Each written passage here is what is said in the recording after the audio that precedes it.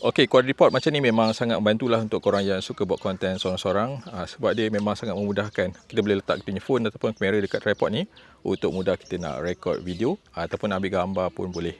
Okey, ni daripada Modo 4. Dia punya kualiti pasal biasa-biasa je, dia punya plastik dia, tapi masih lagi okey lah sebab harga dia pun memang murah, tak mahal sangat. So dia punya saiz pun okey, nampak besar macam ni je. Even nak buat travel, nak bawa masuk dalam beg pun boleh, tak ada masalah. Ada remote sekali kat sini, so untuk mudah untuk control kamera dekat phone. Boleh connect dengan bluetooth lah. Okay, ada satu handle macam ni. Lepas tu ni dia punya phone holder, nak guna dengan kamera pun boleh. Dia ada skru dekat sini.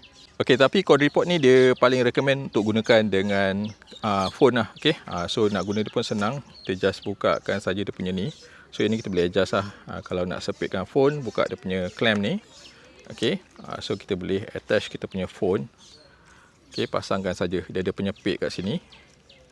Korang sepitkan. So dia sesuai untuk phone yang besar pun boleh, tak ada masalah. Lepas tu kalau kita nak adjust, nak pusingkan macam ni pun boleh. Okay. Lepas tu kalau nak guna dia punya remote, boleh pairkan dia, on dia punya remote ni. Lepas tu kita pairkan dengan bluetooth, so dia boleh control lah dia punya kamera. So nak ambil gambar ataupun video dia lagi senang lah. Okay.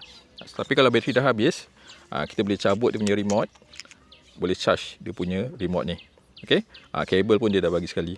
Okay, remote ni saya suka sebab dia ada tempat yang kemas lah. So kita boleh simpan kat sini supaya dia susah nak hilang. Okay, lepas tu ni kita boleh panjangkan. Dia maksimum sehingga 1.8 meter. Okay.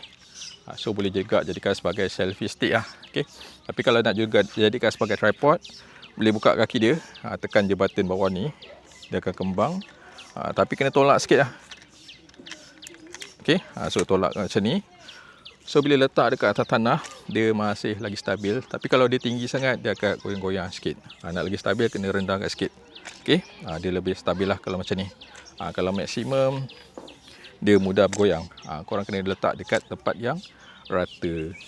Okay, quad report ni pasal memang sesuai untuk korang yang suka buat konten, travel, sebab dia saiz dia compact. Besar macam ni saja. So nak gunakan dengan phone boleh, even dengan kamera pun masih lagi boleh. Okay, nampak?